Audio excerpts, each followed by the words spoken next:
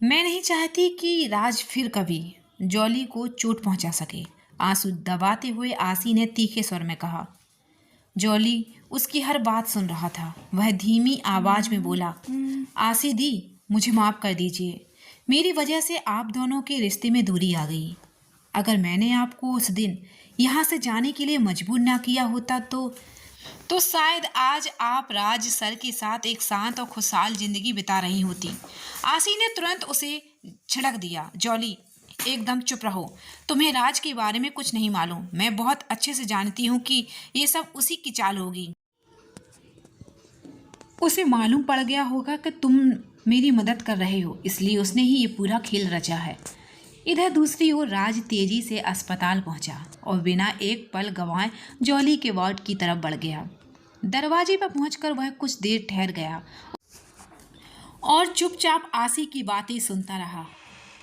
उसके चेहरे पर जरा भी नाराजगी नहीं आई, बल्कि आसी को देखकर उसके चेहरे पर एक अजीब सा सुकून उतर आया, जैसे उसे वही मंजिल मिल गई हो जिसे वह खो बैठा था।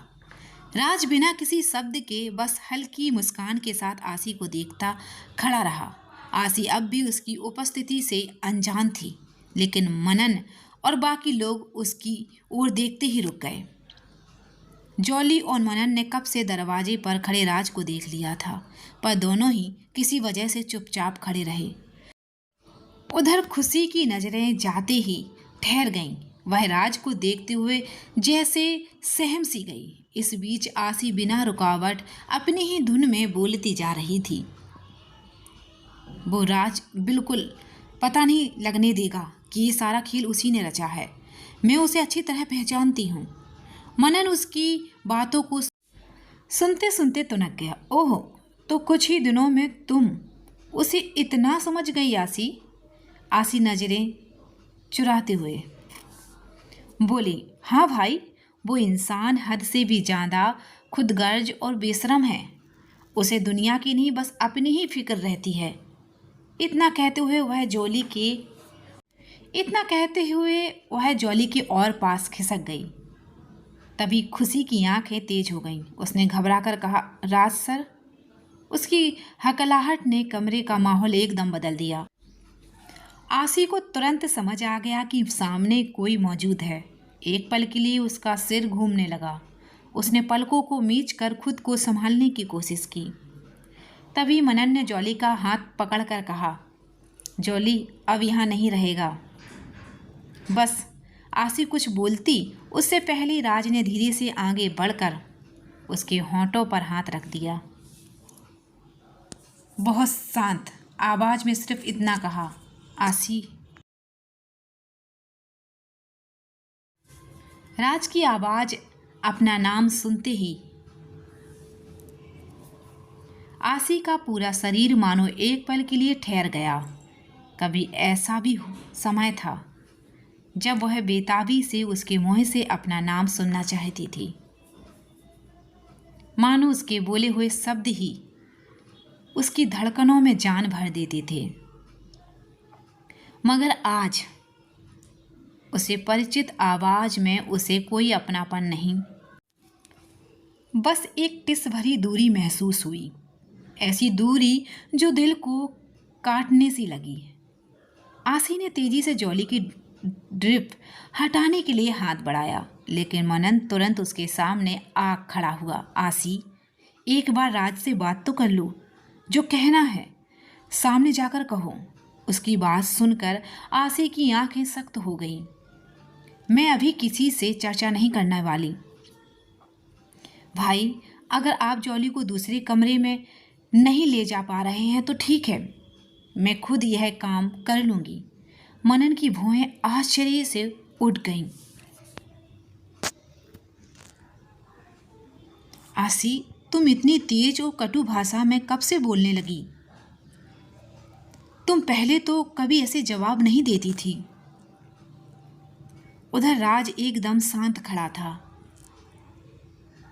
आसी को इस तरह निडर होकर बोलते हुए देखकर वह स्वयं भी बेचैन हो उठा। जो लड़की पहले खुद को व्यक्त करने से हिचकिचाती थी, आज वही अपने शब्दों को तलवार की तरह इस्तेमाल कर रही थी।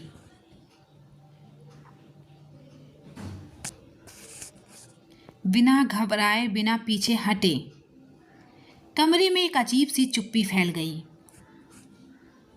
जैसे हवा भी दोनों के बीच खड़े तनाव को महसूस कर रही हो। आसी और राज आमने सामने थे और उनके बीच अनकही भावनाओं का तूफान उमड़ रहा था। कभी कभार तुम भी बोल दिया करो भाई। आसी की आवाज दबी दबी टिस थी। आपको आज भी वही पुरानी आसी याद है ना? वही जो आपकी चौखट से बंधी रहती थी, जो अपने हक की एक बात भी जुबान पर नहीं ला पाती थी, आज वही जोर से बोल रही है। तो आपको अजीब लग रहा है ना? उसने जॉली की तरफ इशारा करते हुए कहा। मैं वैसी नहीं हूं जैसे राज जैसे लोग होते हैं, स्वार्थी, ठंडे और अपने अलावा किसी की भी परवाह ना करने वाले। आपने तो कभी मेरे लिए अपने माँ बाप के सामने एक शब्द कहना भी जरूरी नहीं समझा। आसी के मुंह से राज के लिए ऐसे शब्द सुनकर जॉली का चेहरा सख्त पड़ गया।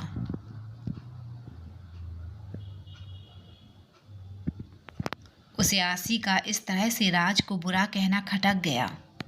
वह तुरंत अपनी उंगली अपने होठों पर रखकर उसे शांति का इशारा करने लगा, जैसे कह रहा हो बस आगे मत बोलो। उधर राज की मुट्ठी धीरे धीरे मिच गई। उसकी आवाज़ दबे गुस्से से कांप उठी। पुरानी बातें इतनी आसानी से भूलने की कोशिश मत करो आसी। भाई कहने का हक उसी को मिलता है जो किसी और के लिए खड़ा होना जानता है। वह थोड़ा आगे बढ़ा और ठंडे स्वर में बोला, और जिस स्वार्थी इंसान की तुम बात कर रही हो, उसी ने पूरे अस्पताल को खड़ा कर दिया है, सिर्फ इसलिए कि तुम सुरक्षित रहो। कमरा एक झटके में चुप हो गया। आसी के आरोप और राज के जवाब एकदम हवा में टकरा कर ठहर गए।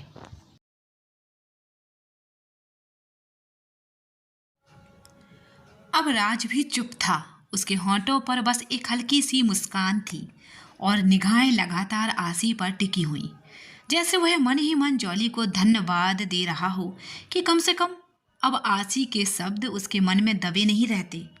आखिरकार वह बोलना सीख रही थी, अपने लिए खड़ी होना सीख रही थी। जॉली भी जब उसे रोक नहीं पाया तो आसी तेजी से कमरे से निकल गई। बाहर जाकर वह एक खाली बेंच पर बैठ गई, थकी हुई, हताश और बस अपनी सांसें समेटती हुई। कुछ ही पल बाद राज भी बिना शोर किए उसके पास आकर बैठ गया। आसी ने एक बार भी उसकी तरफ न देखा। तब राज ने धीमे स्वर में पूछा, आसी तुम ठीक हो? आसी मौन रही। उसकी चुप्पी देखकर राज ने भी अपने शब्द रोक लिए। दोनों उसी तरह बैठे रहे, दो अलग अलग दुनिया, लेकिन एक ही सन्नाटा बांटते हुए। कुछ देर बाद राज का धैर्य टूट गया। वह थोड़े खिंचे हुए स्वर में बोला, मेरे सामने आते ही तुम खामोश क्यों हो जाती हो? अभी अंदर तो तुम इतनी साफ साफ बोल रही थी, अब अचानक क्या हो गया? जब मैं तुम्हें सुनना चाहता हूं तुम बोलती नहीं। तभी आसी ने धीरे धीरे अपनी गर्दन उसकी ओर मोड़ी। उसकी आंखों में अविश्वास था, थोड़ी चोट और बहुत सारे सवाल।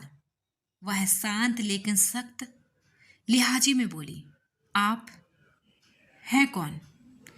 क्यों मैं आपकी मौजूदगी में बोलूं? आप मेरे बीच आखिर है क्या? उसके शब्द हवा में तैर गए और राज पहली बार उन सवालों के सामने पूरी तरह खामोश पड़ गया।